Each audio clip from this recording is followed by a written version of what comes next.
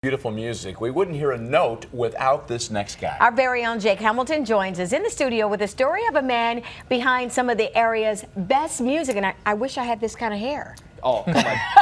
I'll take your hair any day, Dar. All right, well, when it comes to the Chicago Symphony or even your local high school symphony, they wouldn't get too far without their bows. So it's a good thing that Eric Swanson changed the course of his life's direction, switching from an English teacher to the premier bow maker in the city. Here's how he did it.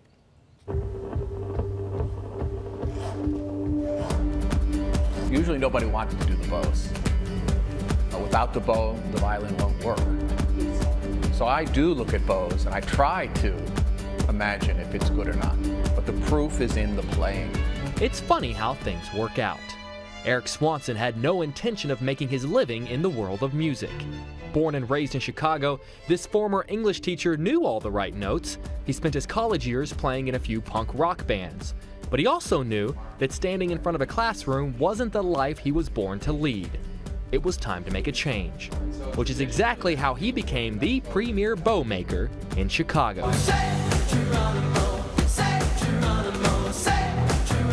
I'd always played a lot of different instruments. I'm a terrible violinist, but I thought, hey, I'll just try it.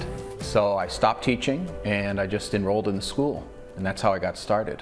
From teaching class to taking it, Eric Swanson found himself enrolled in the Chicago School of Violin Making. However, being new to the business, he was often given the job no one wants, making the bows.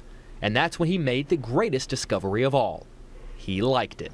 You can't play the violin without a bow. The bow is an essential part of the violin. Otherwise, it's just kind of a guitar.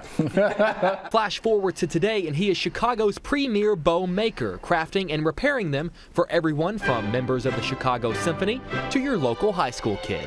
They all get the same treatment as far as I'm concerned. You know? Everything's the same price. They get it done the same time. The mariachi player needs his bow to work just as much as a principal player in the symphony. Eric's bows hold an average price tag of about $4,000, but others can run as high as hundreds of thousands of dollars. The future of the business is uncertain. Many elements of the modern bow, including ivory, ebony, and the Pernambuco wood, are either endangered elements or nearing it. But for now, Eric is taking it one bow at a time and just hopes that he's making a difference. A lot of time, you're alone in a room. You're not out at the symphony, you're not seeing the performance necessarily. You're doing your job and the bow disappears. You have to admit, sometimes it's funny how things work out.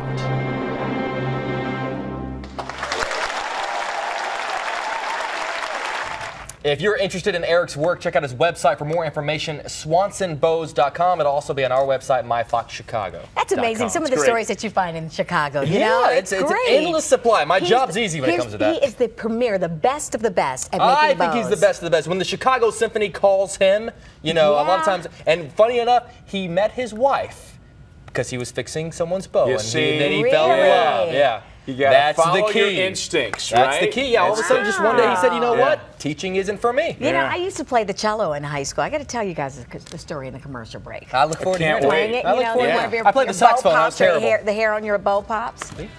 I'm serious. Yeah. Were you? Yeah. I see a segment coming up.